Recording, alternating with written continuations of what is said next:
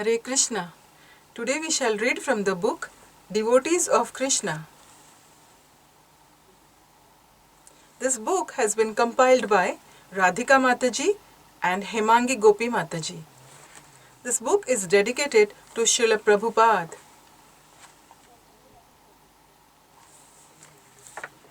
In Bhagavad Gita, there is a shloka which says, "Those who worship me with exclusive devotion, meditating on my transcendental form, to them I carry what they lack and I preserve what they have." There was a devotee named Arjunacharya who had complete faith in this verse. Let us see what happened in his life. Many years ago, in South India, there lived a great devotee named Arjunacharya. He lived with his wife in a little hut on the banks of a holy river. Both of them lived a simple life. They spent their time hearing and chanting the glories of the Lord. Arjunacharya's wife was humble and chaste. She served her husband with faith and devotion. After finishing his morning duties, Arjunacharya used to go to the village and beg for alms. As a rule, he used to visit only 3 houses, and that too at a particular time so as not to disturb anyone. Moreover, he used to accept just enough alms for himself and his wife to live. Arjunacharya's wife was very satisfied and whatever her husband brought from the village. She was satisfied with whatever her husband brought from the village. She never complained about anything. Arjunacharya was writing a commentary on Bhagavad Gita. Every day he spent hours reading and writing. One day he was so absorbed in reading that he didn't realize that hours had passed by. When Arjunacharya's wife came back from the river after washing clothes, she saw that her husband was so engrossed in writing that he had not gone out for Madhukari that day. There was nothing to eat in the house. After some time, Arjunacharya got up and said that he was going to the village to collect alms. By now it was late afternoon, and everyone in the village had finished their meals. Some of the ladies were resting, some were doing some household chores. There was no spare food in a single house.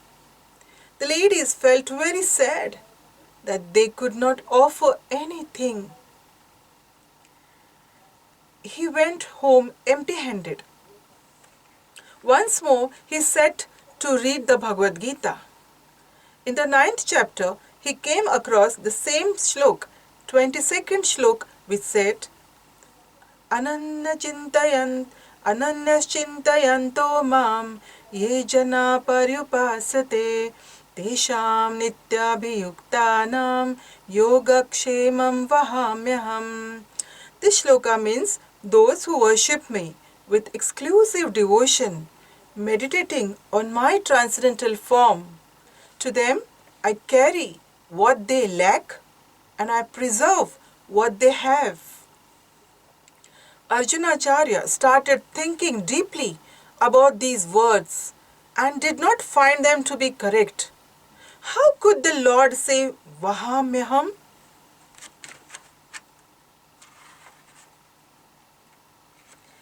I personally carry? All of a sudden, Arjunacharya took his pen and scratched the line Yogakshemam Vahamyaham.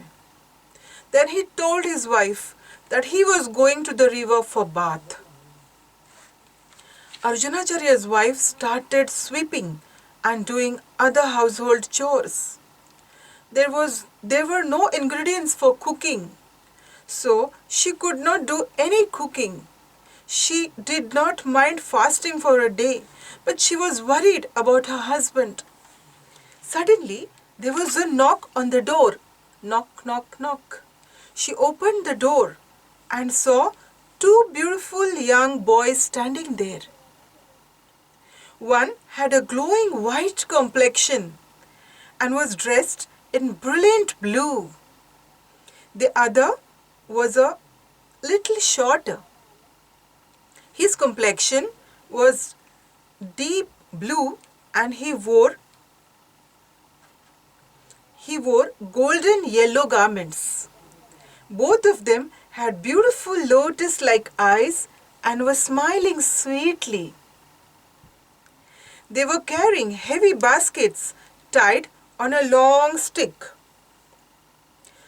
They said, "Dear mother, our spiritual master has sent these things for you." They put down the baskets, which were loaded with fresh vegetables, juicy fruits, pots of milk, curd, butter, and variety of grains. "My dear children, who is your spiritual master? And why had he sent all this? Why are you carrying such a heavy load?" she asked. They replied, "Our spiritual master is Arjunacharya. He has sent all these foodstuffs for you." Arjunacharya's wife could not believe her ears. "My husband is your spiritual master? He never mentioned that he had any disciples. From where did you get all these foodstuffs?" They said, "Oh mother, where shall we keep all these baskets?" asked the boys with a charming smile. As the boys turned to pick up the baskets, Arjunacharya's wife was shocked to see the marks on their backs. There were marks of bruises as if someone had mercilessly beaten them up. "Oh, poor boys, kindly tell me who has beaten you so cruelly?" "Your husband. He makes us work very hard, and if we don't listen to him, he beats us." Arjunacharya's wife was shocked.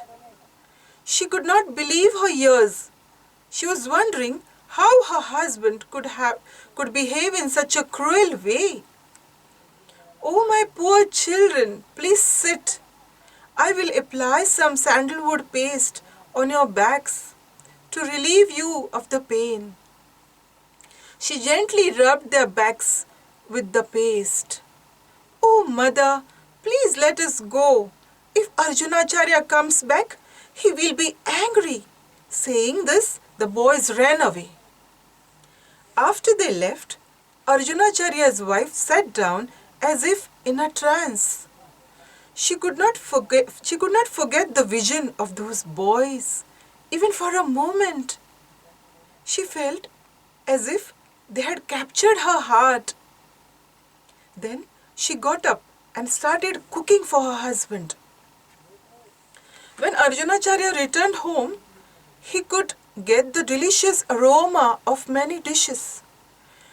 He could not understand what was happening.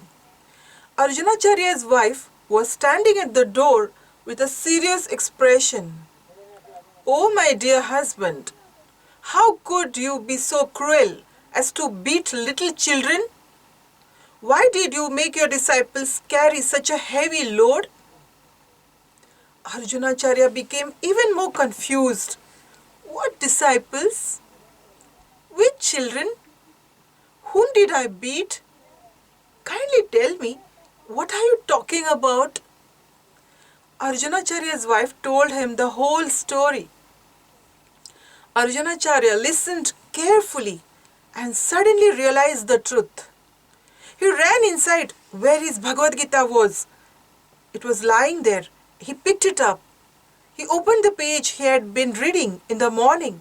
He saw that the pen mark on the shloka had gone. He embraced the Bhagavad Gita in his arms and started weeping bitterly. "Oh my Lord, what have I done? I doubted your words."